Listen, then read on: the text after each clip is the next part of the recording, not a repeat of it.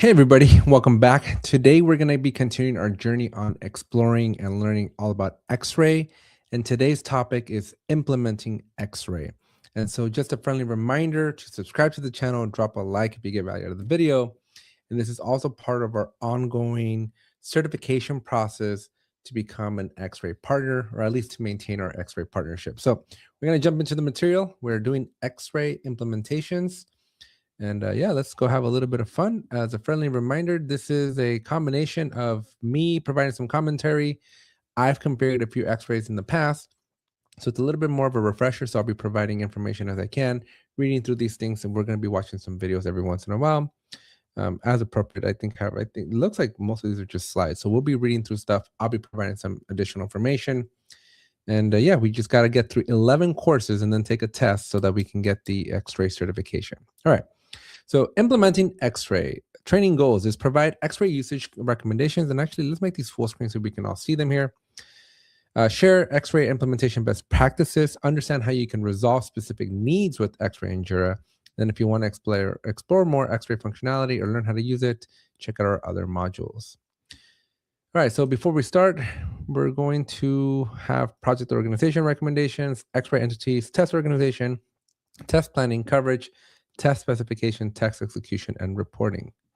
Some more before you start. So run an assessment. This assessment will help you understand the best way to implement Xray. Xray is very flexible. All right. Team and methodology. How many different teams do you have and how proficient is their Jira knowledge? These are questions you got to be asking yourself. Which user types? Do you have testers, QA managers are going to use Xray? Are my teams following waterfall, agile, whether it's Scrum or Kanban, or some sort of a hybrid approach? And then how flexible or strict do you want to be in your quality assurance approach? And folks, it goes without saying, but you should probably have some sort of a QA type of process, quality assurance, especially now in the age of AI generated everything. Like, I think QA is probably more important than ever before because your developers aren't writing those lines of code anymore and you never know what's in there. So very, very important that you are reviewing that code. Entities and processes. So how should teams use Xray entities in their projects? Which entities and how? Should they live inside the same project or should they be split between different projects? And folks, make sure you watch the rest of our videos in our live section because we have talked about this in a previous video. Do you want to use workflows to enforce additional control over the specification, execution, etc.? And do I need to create a specific fields or statuses in addition to the ones already existing in Xray? Reporting needs. What kind of reports and reporting mechanisms should teams use? Would it be useful to define some common Jira dashboards that could be used by the teams? Number 4, which tools need to be integrated with Xray? Is there any additional Jira app that could improve our experience with Xray? For example, EasyBI, Structure. I also know snapshots for Confluence also integrate with Jira. So interesting that they bring this up. Not much of an upsell, but careful consideration. So this whole section here is all the things you should be considering before you start, because being a Jira administrator is just one piece of the puzzle, right? Knowing the Jira part and like how to configure the space and how to like add the issue types, the word types, that's just one little piece. The other part is these kind of questions, right? Like, what exactly is the mission here? Like, what are we trying to achieve with Xray? Who's going to be using it? How do you expect them to use it? Because based on those questions, it's going to influence how you ultimately set up the tool. So you want to make sure you're asking yourself these questions to make sure that you get the best optimal installation of Xray and any tool for that matter. All right, let's go over how can I organize information, project organization. So project organization starts simple.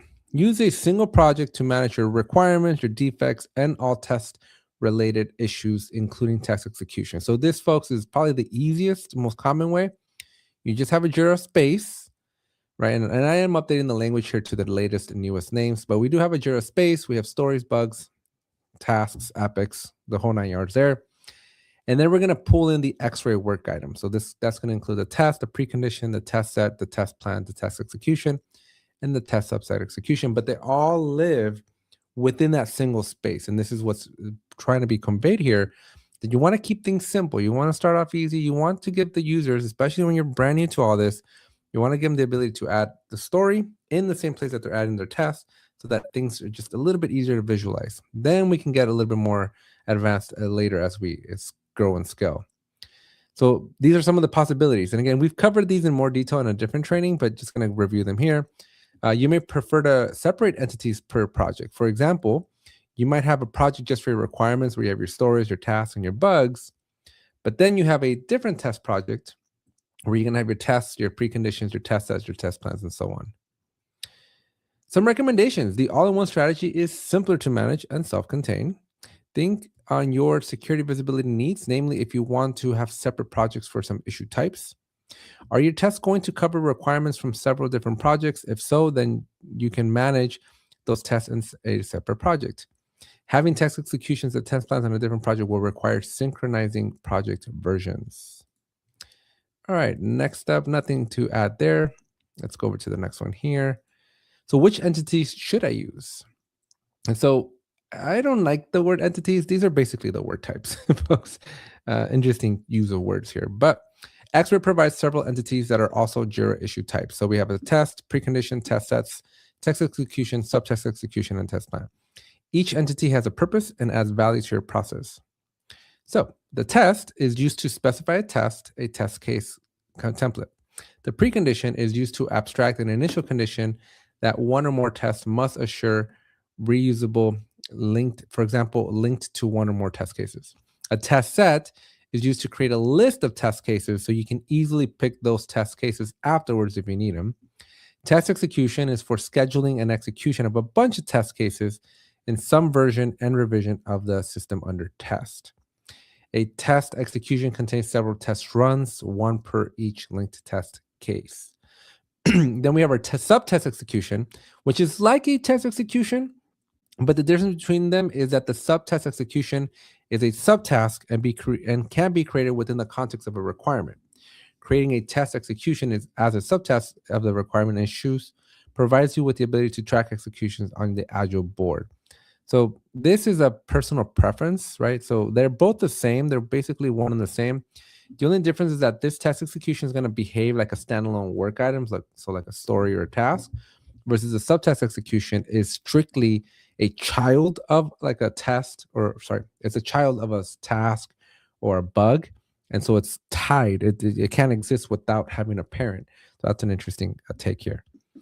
Test plan is groups multiple test executions and presents a consolidated overview of them, tracks the results from some tests and some versions on the system of tests. So I always would have thought that the test plan was in between the test set and the test execution, but it appears not.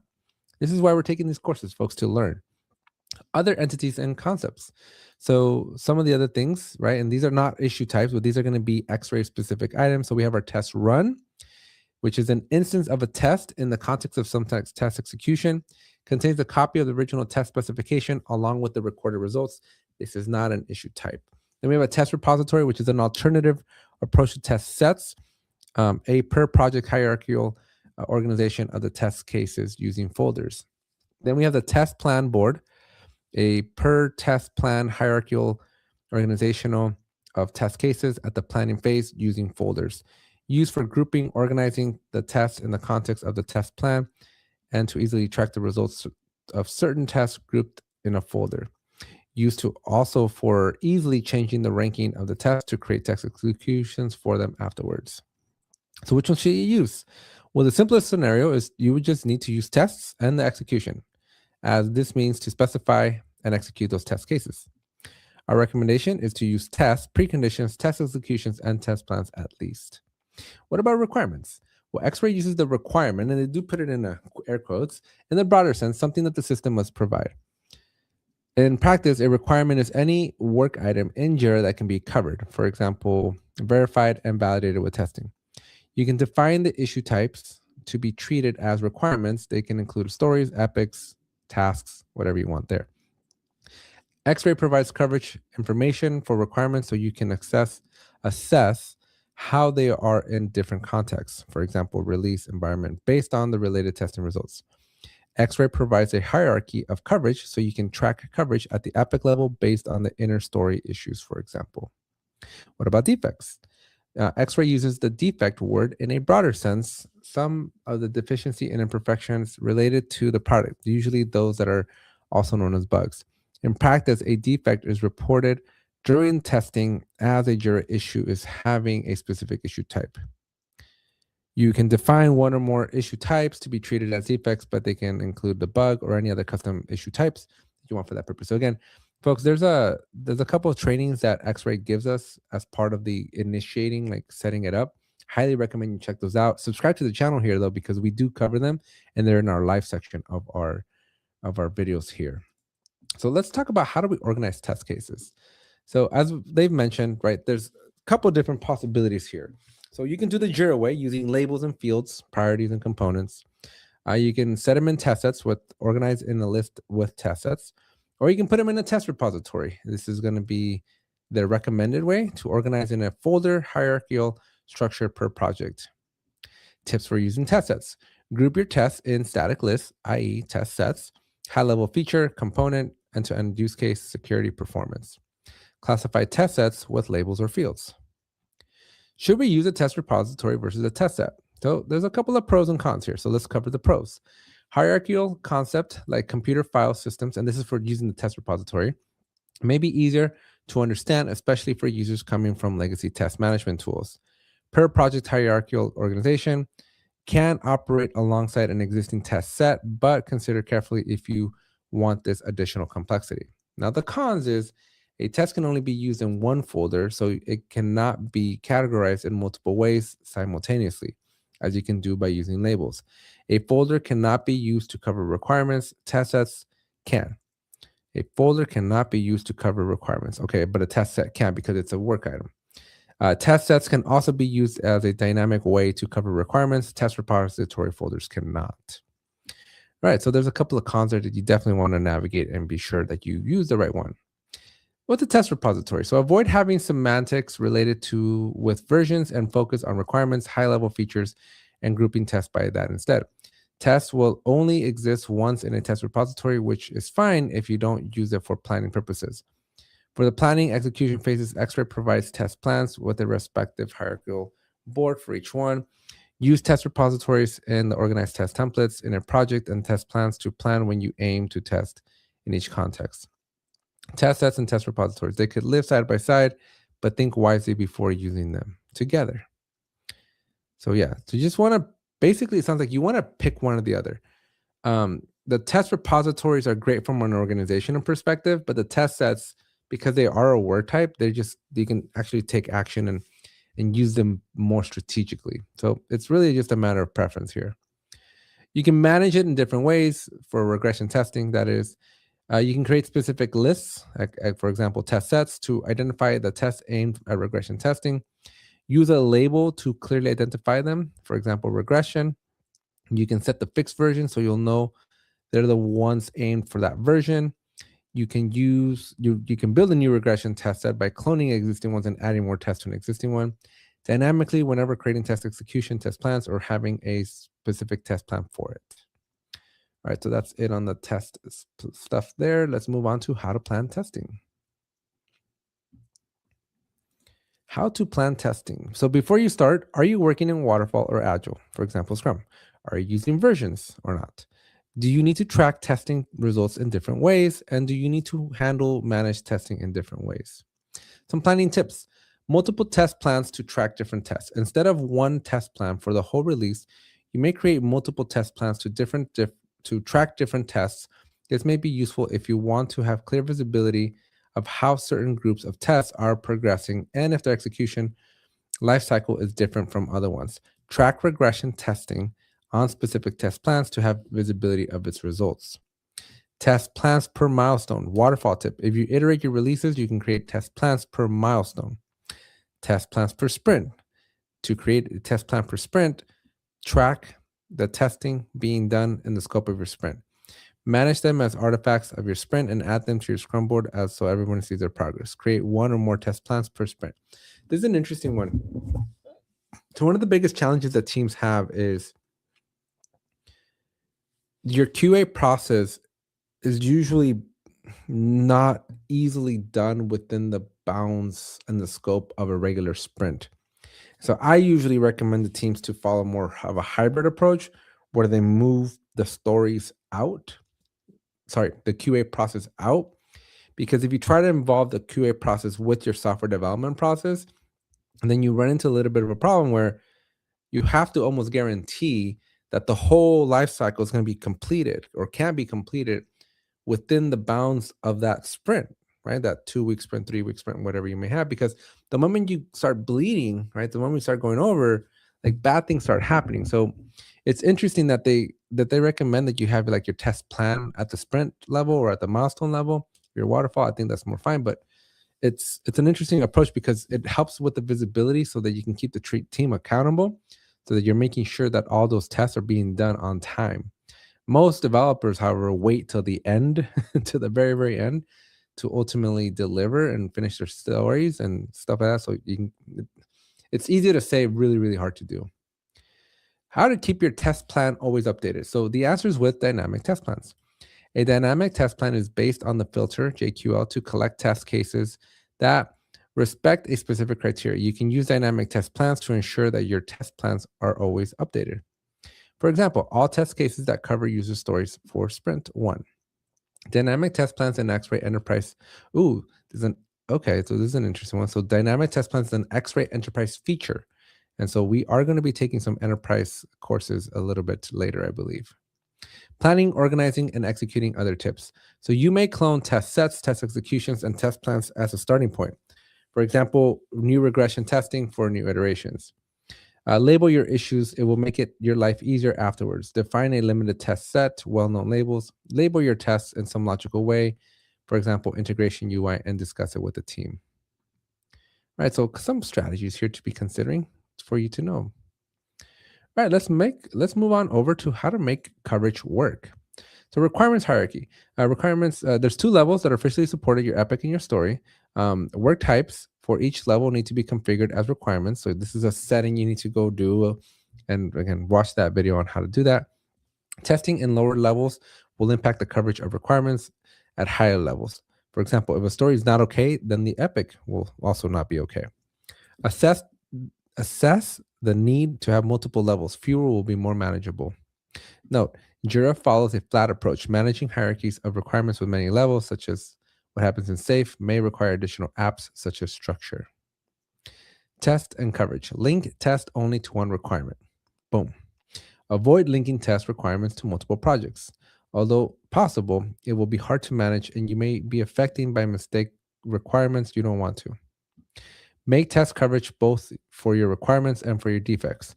Issue types can be configured simultaneously as being requirements and defects. This is first time they mentioned that, and it's good to know. You want to cover, you want to make sure your bugs are also especially when, you'll find a bug, right? So you want to define it as a defect, but then you're going to go fix the bug. You wouldn't necessarily open a new story. So you're going to have tests against that bug, and that makes sense to do there. So how do you specify your tests? Be clear. Is the test understandable? Can you understand the scope and the actions you need to perform the testing? If the test is ambiguous, then the result will also be likewise.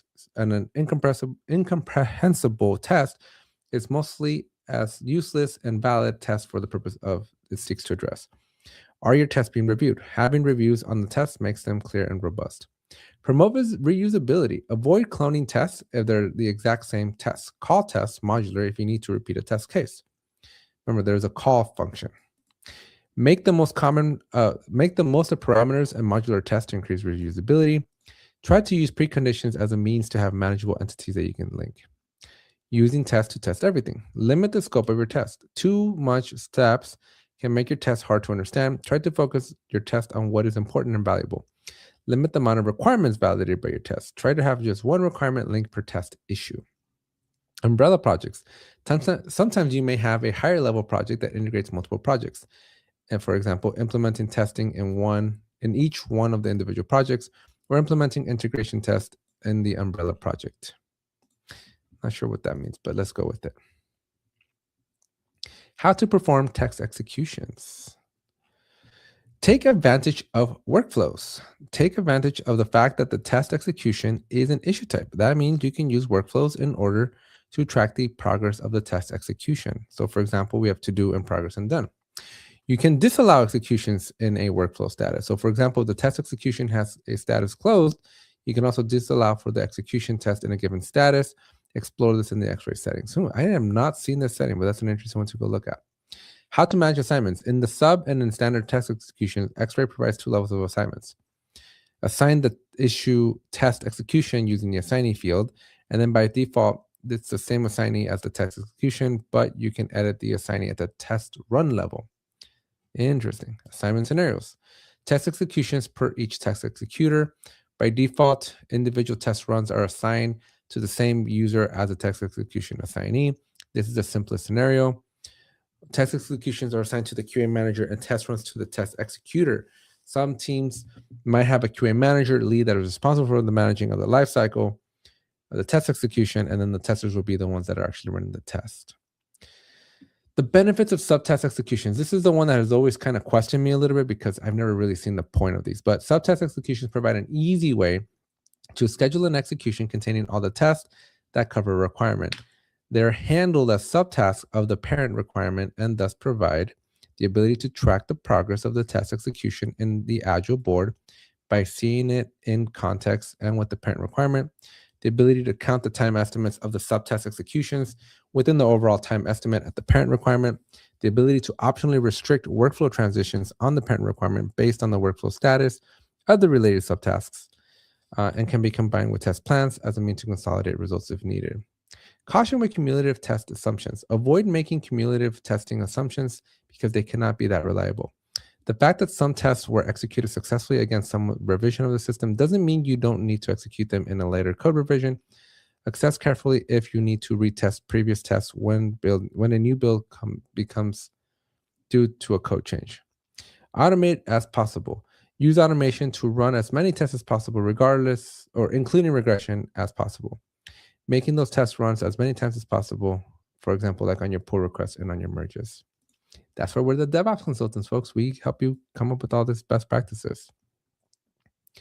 Let's talk about reporting. There's different ways of reporting. Each one has its purpose and capabilities. So in context information on the different screens. So the purpose of this is to see relevant information in the context of the screen without having to go anywhere else. This gives you very limited information. You can definitely have dashboards with Jira and Xray gadgets. And so this is to have a set of relevant information for myself and for standardizing a common dashboard so teams or team members can use as a basis and speak the same language. Dashboards are more high level. There will be the need to consult or drill down in order to see additional, more detailed information. Built-in reports. To see and analyze the key and essential metrics related with testing. Again, these are built by Xray, so you just kind of use them.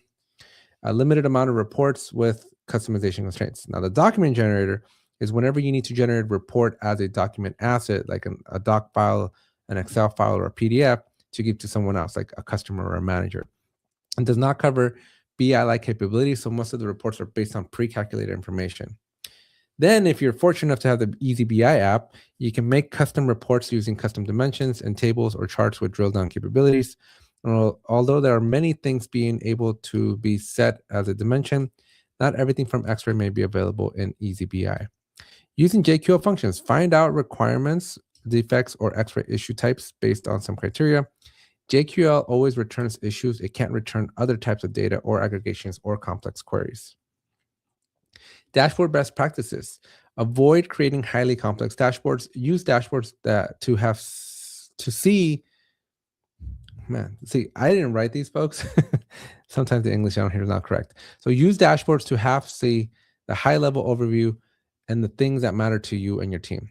Try to normalize dashboards and use standard organizations for all teams. Facilitates communication, avoids unoptimized usage, and choose properly the filters you use for each gadget in order to restrict the number of issues that will be processed. On the document generation recommendations, try to reuse existing templates available in the template store. They can be the base of your final template. Use templates wisely. In case of doubts, visit the Xray documentation and see examples or contact support to help you out. And avoid exporting too many issues at the same time. Refine your search in order to avoid impact on Jira performance. I don't know how much of impact that has on the cloud. Empower your users with JQL. JQL can be really powerful and help you find and filter the information you need. Explore JQL and get the most out of it. So there are significant differences between the Xray Server DC and Xray Cloud. If you're using Xray Server, you can explore more than 20 Xray JQL functions, and these are the relevant ones. In the cloud, Xray functions are not available, but you can still take advantage of JQL search or even, so that's okay. So that makes sense. So we were doing another training the other day, and there is no JQL functions for Xray. So keep that one in mind. Womp, womp, womp. Atlassian ruining the party. Additional information. Take advantage of issue-related features. So you have create new custom fields, customize and create screens, and then set your specific workflows. So again, remember, your tests, your test sets, your test plans, your test executions, all that stuff, it's just a work type at the end of the day. Permissions and security as usual. Permissions are all handled on the Jira permission scheme at the Jira settings. So as apart from some specific permissions like editing permissions at the test repository, you don't need to learn anything. You need to manage permissions at Xray. Log work is also possible. So you can log time on basically any of the work items. You can log time in relevant planning at the test plan, and you can log time, use a stopwatch at the test execution. Log work is also possible. How do I log time spent? How do I log the time I spent executing some test runs? Well, you can record the time spent executing by controlling a stopwatch, a timer. The stopwatch is synchronized with the test run status. So this means that when you start the test execution step, the stopwatch will start counting. And then when you set the final status, it'll stop. You can also log work directly from the execution screen, just like you do with any Jira issue. Any log time will be added automatically to the test execution log work. Estimation using original estimate. Use the original estimate on the test issues to estimate the execution duration so that you can make some calculations based on it. You can estimate the time of specification and execution. All right, that is, I think, the end of all the material. We got 5 questions in total, which means we got to pass 4. What is the easiest and simple project configuration? So track, test, and everything in the same project. That is going to be the easiest. To master coverage, what should be avoided? Link one test with several requirements. Enable coverage. Okay, so it's definitely, you want to avoid linking the test with several requirements. What Xray entities can be ignored? Test plan, test test, nope. Test plan, nope. What Xray entities can be ignored? This is a tricky question. I'm going to go with this one. Not 100% sure. What is the main advantage of a test set? A test set can be used as a dynamic way to cover requirements. Let's go with the first one because I think the hierarchy is the repository. For each release, you should only have a test plan. False. It depends on the project methodology. True. I think it's the last one. Let's see what we got. 100%. Yes. All right, folks. Well, that's going to conclude our implementing Xray feedback here. We're going to go do our quick survey. 10 out of 10. This, you rocked it. And then let's go see what's next. So we have finished this one here. We just want to get our 100% on implementing Xray. Okay, so this is for the cloud. We're good. Okay, 93%. Oh, wow. So we now got the thank you. We're going to complete the unit here. We are 100%. Download the certificate because I got to show my boss that we did this. We got a bunch of points. I don't even know where those points go, but we got a bunch of points knocked out. And so up next, now that we did implementing Xray, we're going to go to number 7, which is understanding coverage. So make sure, folks, you are subscribed to the channel. Make sure you're dropping likes on this. We're going to be covering this next course here, which is going to be all about understanding coverage. So let's see how big this course is. I'm trying to see if usually they give you like a timer. This might be about 30. They're usually about 30 to 40 minutes. So we will be covering this one tomorrow. So make sure, again, you're hitting the subscribe button and come back tomorrow as we understand coverage inside of Xray. So folks, again, thank you so much for watching, and we'll see you in the next one.